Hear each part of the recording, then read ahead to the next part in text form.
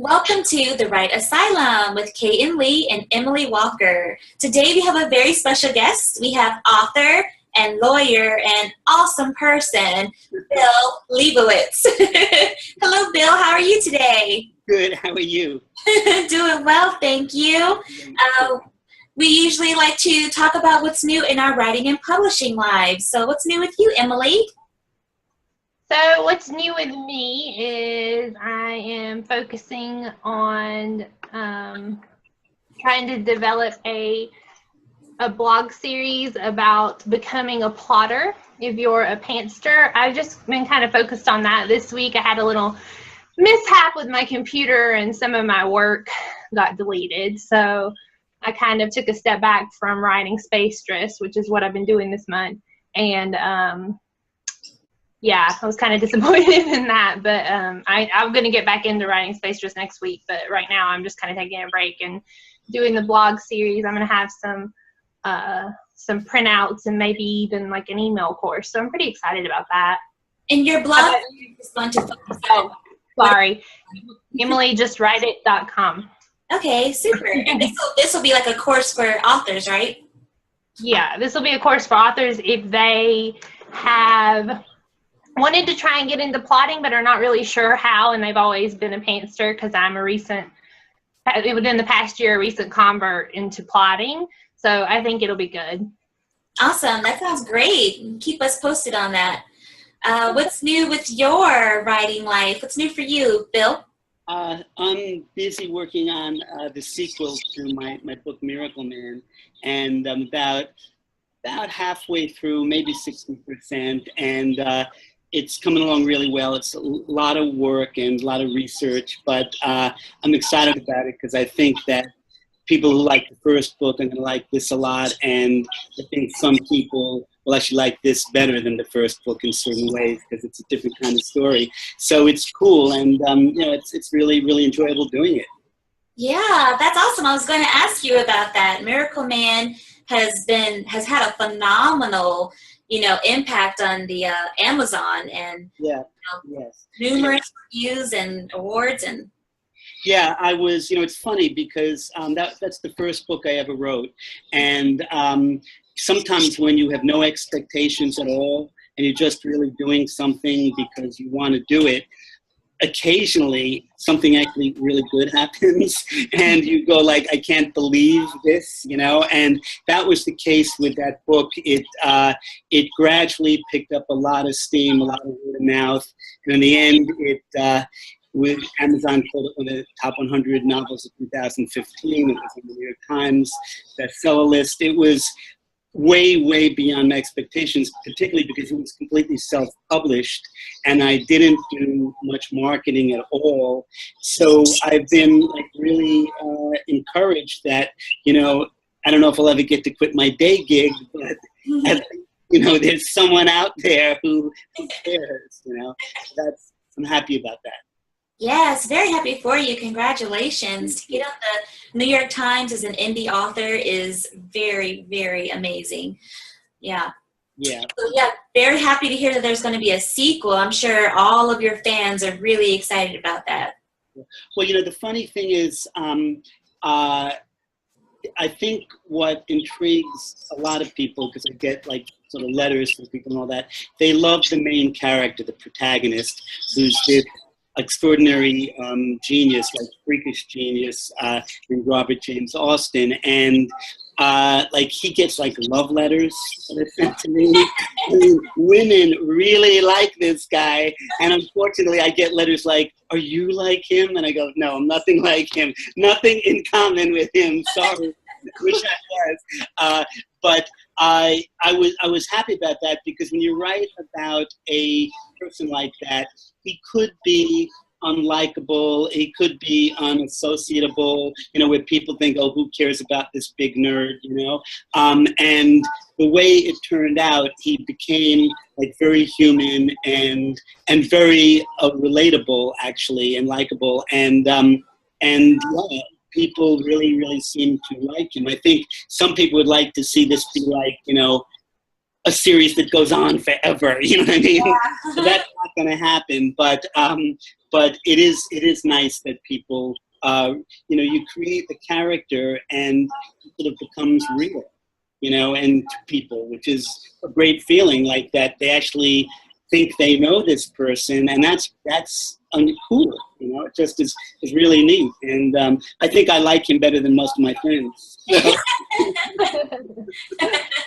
Yeah, I can totally see that. It's amazing that you've created this character that has become real to people. That is the mark of a masterful storyteller. So good job. It's fun. That's definitely the dream, for sure. When you create people that you become so attached to that you want other people to love them just as much, that's definitely an exciting thing. Yeah, no, it is, Emily. It's great. And then the female protagonist, who is a brilliant mathematician herself, who ultimately becomes Bobby Austin's wife. A lot of my friends said, "Where can I meet someone like her?" Like, I want Christina. Well, too bad. That's funny. Danielle, what's going on with you this week? Oh man, this week is insane. As everyone probably knows by now, Emily Walker and I are both super busy with a million projects at one time. I have 3 books due on the 31st, so wow. That's unbelievable. Yes. We're pretty prolific writers, and 3 books due on the 31st. One of them is Academia of the Beast. It's a modern retelling of Beauty and the Beast. Yes, I'm really excited about it. I've had that on the back burner for many years. And then I have a contemporary romance that will be part of the Romancing the Wine box set. There were a few really pretty cool authors in this set as well. So look forward to that. And the 3rd one is Sweet Ruin. It's a paranormal romance, and it's part of, it's part of the Coming In Hot box set, which is already a bestseller. It hasn't even come out yet. It's on pre-order. So pre-order that. Thank you. Just trying to get through this. How do you churn them out so quickly? That's amazing. Insanity. What has really helped was plotting. I used to be a pantser, and it would take me 6 months to write a book, 6 months to a year. But now that I'm a plotter, if I plot my book out and I know where I'm going, I can put out 25,000 words every 3 days. So that's amazing. That is incredible. Thank you. Wow. And it's quality too. It's quality writing. It's not like she churns out just crap. It's quality. I'm amazed at how prolific some authors are. Like, who is there's a famous romance author. Is it Roberta someone or another? Nora Roberts, maybe? Yeah. She puts out like 6 books a year. Now, I don't know if she writes them herself or she has a staff. I don't know if she's like James Patterson. Right. Writer factory or something. But if not, how do you do that? She must have a lot of romance in her life. That's all she's just like churning it out. Yeah, that's the funny thing is Emily Walker and I, we both ghostwrite as well. We both ghostwrite for other authors. So it's definitely a thing. Like, we have one of my clients puts out a lot of books, and I put out 2 books a month for him. So now, how do you and they market your books? Like, is it just word of mouth because people know who you are, or do you actually have a whole system, or what? For my books or ghostwriting books? Like for your books, for instance. Oh, yeah. For my books, I have a pretty substantial mailing list. And, I've been published since 2013. Right. And what I've been doing is just building up my fan base. Like, before I published, I knew, because I have a few mentors that have, TV shows and, really big series that mentored me that you have to start early before you even publish, getting your author platform, out there so people know who you are and they're, get the buzz going. So that's just, basically it's just been, getting a fan base and right. staying active on social media, Yeah. That's cool. That's great. And wow, that's impressive. Thank you. Yeah. So do you have a mailing list for your rabid fans? You know what? I have at the end of my book, I have a thing, you know, like if you enjoyed this book, feel free to email me and all that. And I've gotten quite a few people emailing me with questions, just, you know, whatever. But that's about it. What I wish there was a way, and I don't know if there is, when people write reviews on Amazon, will Amazon give you their email addresses or any way to contact them or not? No, that's pretty much anonymous. What you could do is underneath that, you could post, just do like MailerLite or MailChimp, one of the autoresponder newsletter softwares that are already out there. They're really easy to use. I use MailerLite. I think Kenya does too. And in your, you know, at the end of your book, put, if you want to stay in touch with me, know when things are coming out, learn more about my characters, sign up right here. That's all you got to do. I see, I got you. But, and by the way, like with Amazon, when you come out, because I assume you must sell books on Amazon, no doubt, right?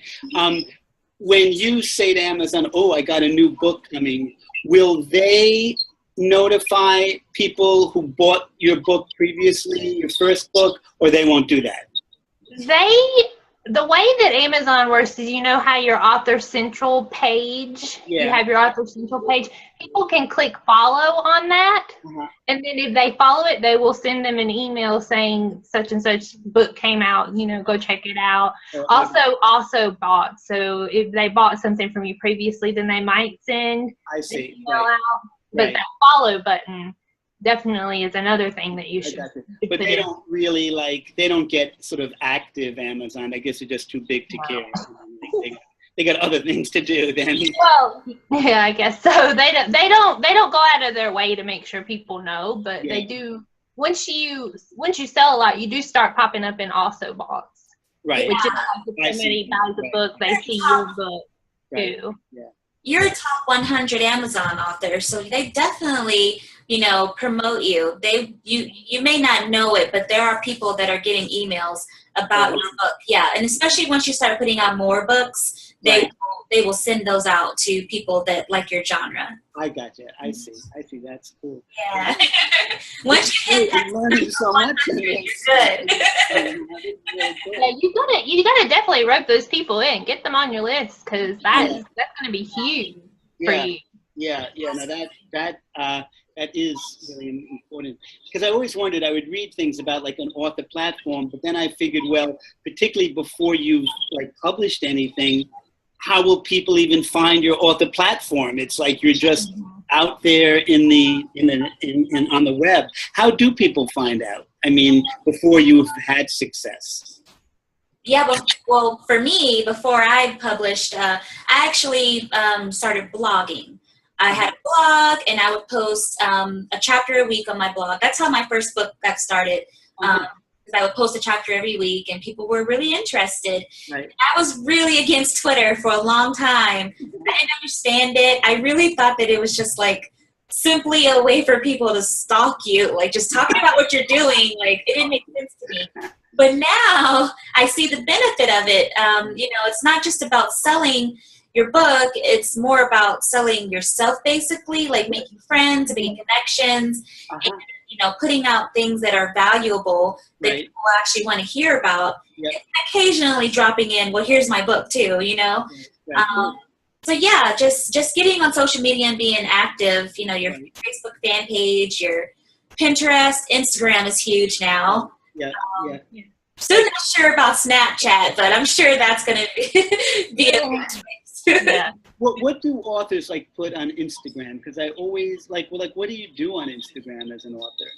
I put book covers, teasers. You know, I put a little bit of my what I'm doing, like my life and stuff like that. But yeah, definitely book covers and teasers and stuff like that. Videos. Yeah. Oh, interesting. Oh yeah, videos. I just took over a publishing company's Instagram this week because they're doing a thing where they have an author can take over for a week and promote their stuff, and they want to try and grow their Instagram account. And what I did mostly is posted quotes and things that interest me, and then ask questions like, you know, do you like to read paperback or ebook, that kind of thing. And then I threw in some of my teasers and a sale or two, and just kind of, you just kind of want to sprinkle in your book with all the other things, just pictures of your life, really. I mean, Instagram is good for hashtags. So if you use like hashtag him reading, hashtag him writing, people will come and like and follow you that way. Huh. Wow. Well, you guys, like, you got it covered, right? I mean, you got it figured out. I wish I had it more figured out for sure. Like, so, what inspired you to start writing, Bill? You know, it's funny. I mean, as a lawyer, I always did a lot of writing, but not creative writing. But I was very into writing like great letters to hype people up about doing deals and stuff, you know, and people would go like, wow, what a letter. You know? So I just always liked, you know, words. And then some time back, I came up with the basic idea for Miracle Man, right? But I never thought of writing a book. I figured, you know what, I'm going to write like a little treatment for a movie. And then maybe I can get someone in Hollywood interested, and I just give them the treatment and goodbye and good luck, right? Yeah. And of course, that's easier said than done. But I had a friend who did some work in the film business, and he read it, and this was before it was anywhere as developed. It was much more like rudimentary. And he said, you know what, it's pretty good, but what do you think you're going to get out of this? I said, well, I don't know. He said, well, the most that would happen, because everybody and their grandmother has a film treatment, is that a producer's interested. He'll pay you a little bit of money to sign him over the rights, and that's it, and it'll be gone, right? And he said, you know, if you really want to do something, you have to create real intellectual property. You know, you have to create a thing with characters that are developed and a full plot line and this and that. And he said there are two ways to do that. You could write a screenplay, but then you're one of a billion nobodies with a screenplay, right? Or, so you can't, there's nothing you can do with it unless you get crazy lucky. Or he said you could actually write a novel, in which case you can maybe do something with it, because you don't need like a whole film crew to make your story come alive. And so I thought about that, and then I decided, you know what, okay, I'm going to really write the book. And that's when I started to write it. And, you know, it took me, I need your tips, because it took me too long to write. But that's actually like how it happened. Originally, it was like a 20-page film treatment, you know. So that was it. And what happened was I really got to like the whole process of writing, while I have no desire to like try to write a screenplay. That's a whole nother world, you know. I'm not really interested. I love the idea of, you know, a real book, you know, real novel. So. Yeah, definitely. Me too. I can relate to you on that. Screenplays are a whole different ball game. Yeah, it's a whole different thing. And particularly today, so many screenplays, if you stripped out all of the action scenes, like the screenplay would be 4 pages. You know what I mean? I've seen so many, and you know, no wonder the actors can do so many movies, because they have like, you know, 20 lines in the whole movie. You know, but most of it, they're dodging things, you know? Dodging explosions, dodging bullets, dodging monsters. Right. So it's a little crazy. So, are there any authors that inspired you? Let's see. I wouldn't say they actually inspired me, but there are a lot of authors I like. You know, I like Daniel Silver a lot. I think he's a really, really good writer. I like a lot of the old-time authors just because they were so amazing with language. You know, I mean, they more than is the fashion now. A lot of the old old people, you know, from another era could truly paint pictures with words. I mean, words really were a canvas, and that's something you don't see that much now. It's really, which is probably good for me, actually. It's more just about, because I'm not painting a canvas. It's more about just telling a story. But it's funny, I read once an interview with James Patterson where he was being criticized by someone who said he doesn't really set the scene and he doesn't develop his characters that much, and you know, he's very abbreviated, and he said, I'll never let a good line get in the way of the story moving forward. And you know, I think that is very much like the fashion for a long time in writing, less about, you know, where you read a passage and you go like, wow, that guy can write, and more like, okay, it's the story's moving. I'm not getting bored, you know, because I think that's the difference. People have short attention spans. They get bored easily, and you got to keep them interested in wanting to go to the next page. And the fact is, I've tried reading. Sometimes you read, you know, some book got great reviews, and then you read it, and sometimes I just put it down because it's like, I can't take like 8 pages of a description of a cornfield.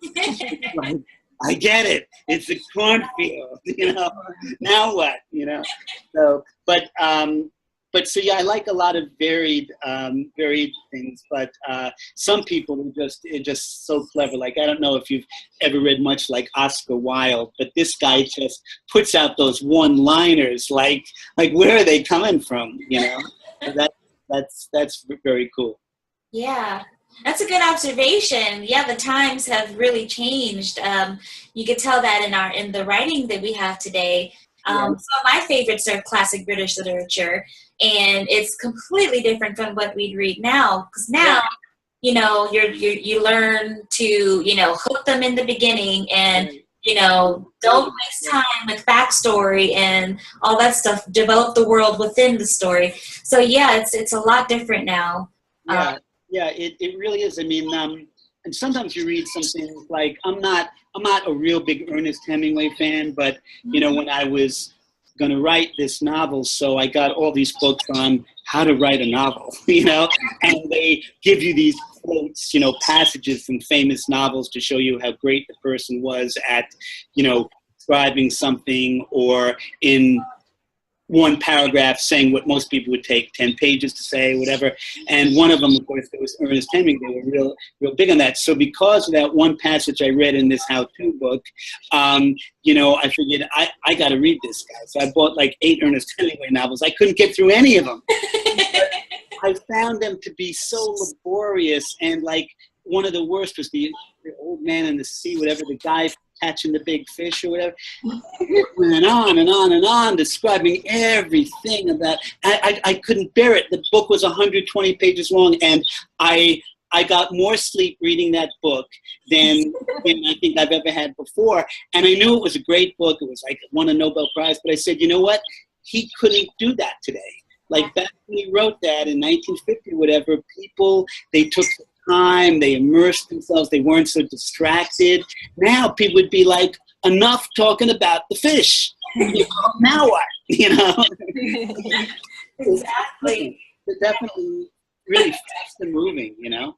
Uh-huh. Just like TV, the way TV shows move today, and they're cut and edited, different from the way it once was. People like quick, you know, really quick. So I think that's a challenge. That's very true. Very true. Would you say that you have a strength when you're writing and a weakness? What would those be? Let's see.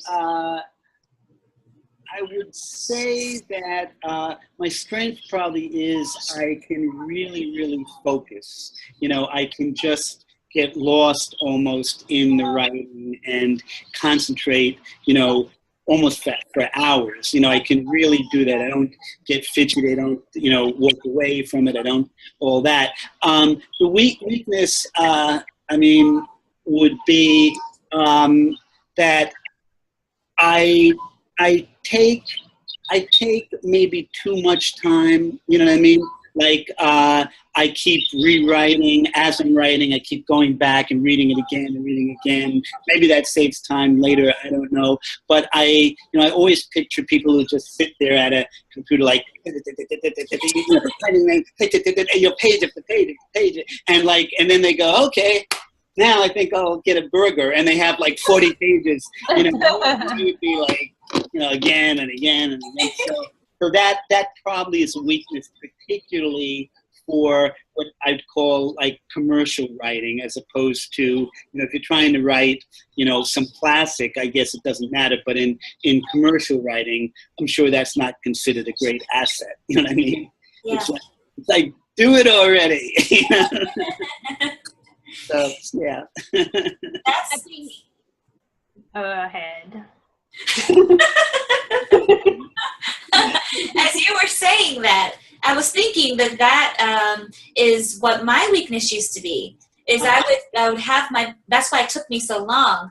Right. Is I would write, but then every time I would sit down to write again, I would go back to the beginning, and I would work it, and I would fuss over every line, every paragraph, and I'd want to make sure it was perfect, and I couldn't get to the end. It would take me forever to get to the end. So now, I do find myself like, get that first draft out no matter what, and then go back and worry about it. Mm-hmm. So I do just like type, and just get into the zone and don't look back until I'm done.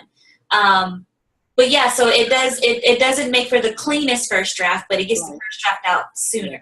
Yeah, I think that's probably a good idea. And actually what I've begun doing is sometimes I get like stuck in certain areas, where I just can't get it right, or I get bored with it, whatever.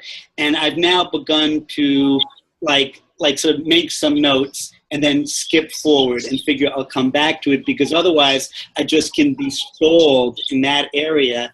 And, it's like, just keep it moving, see how it develops. And I think that's probably a better idea, particularly some of the stuff I do has a lot of like research in it, like having this guy Austin having to cure these diseases in an incredible way.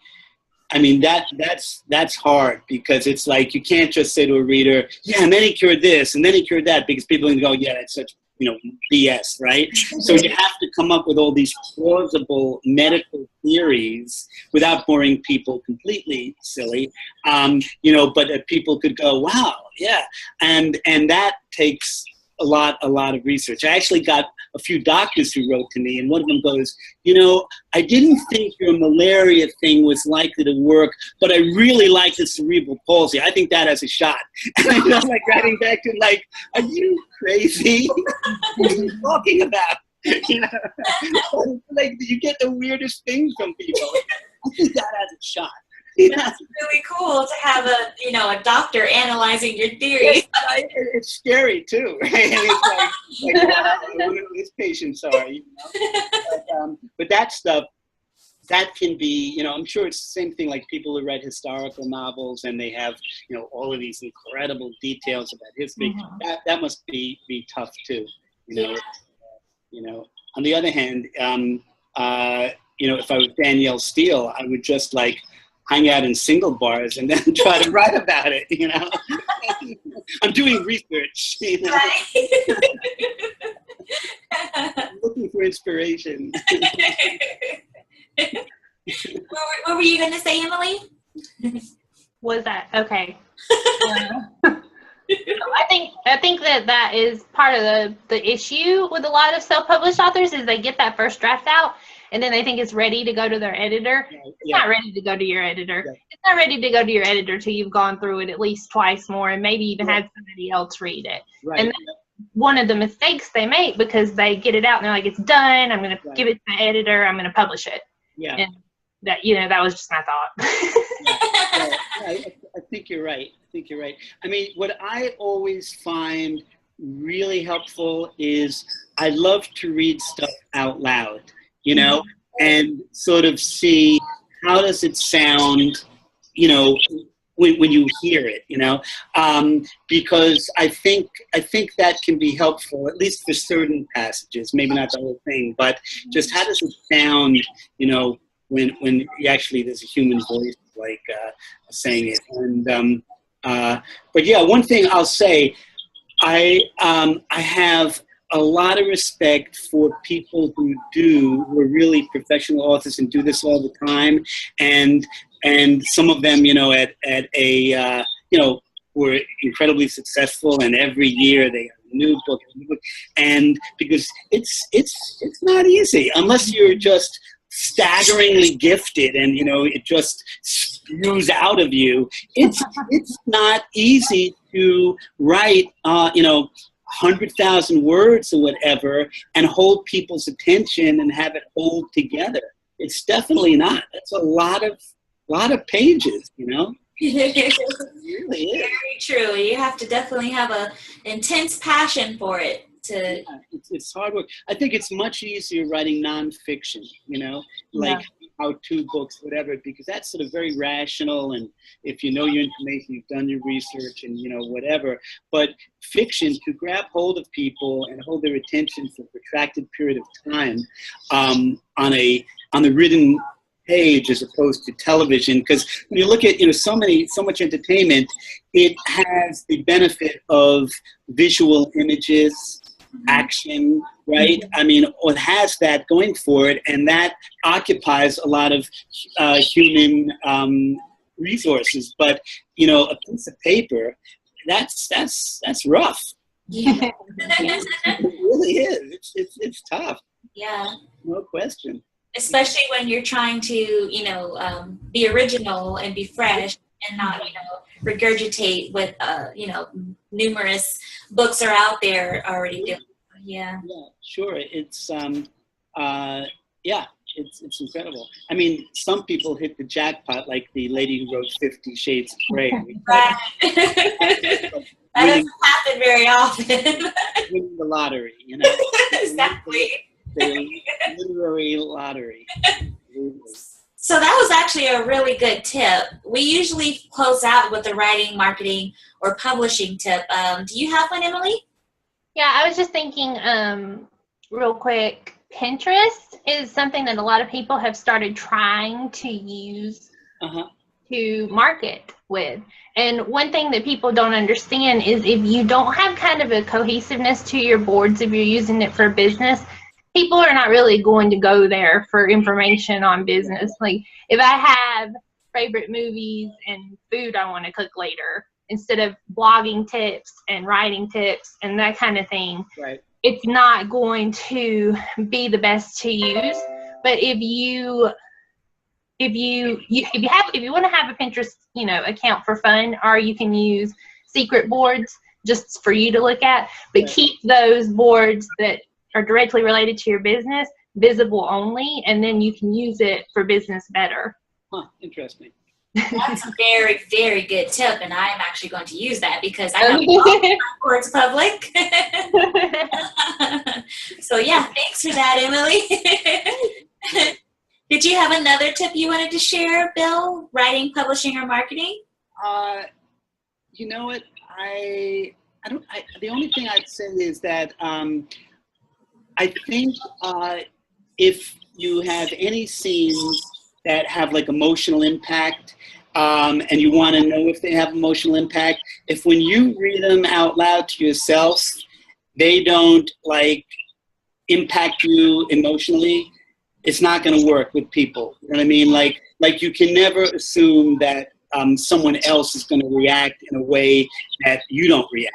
So if you think you wrote like some passionate scene or some highly moving scene and you read it and it isn't moving you, then it's not going to move anybody.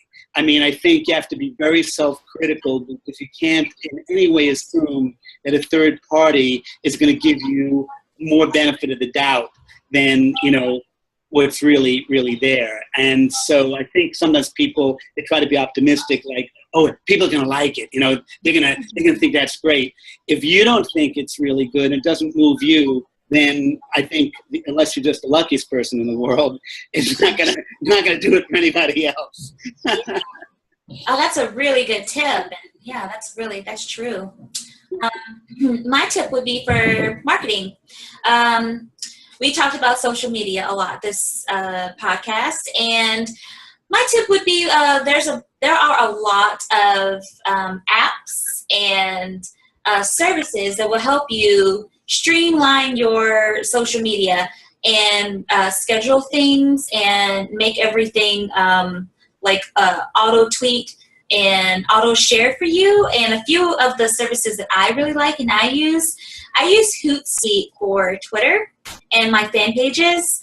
I pay for mine. There's a free one, but there's also a paid one, which is only $9 a month, $9 or $10 a month. But you can schedule all of your tweets, all of the articles, blog posts, pictures, everything you want. You know, I just do it like every Sunday. I'll get everything scheduled, and it'll just do it for me, so that I just have to go reply, retweet, you know, comment to people that like and share and say stuff on it.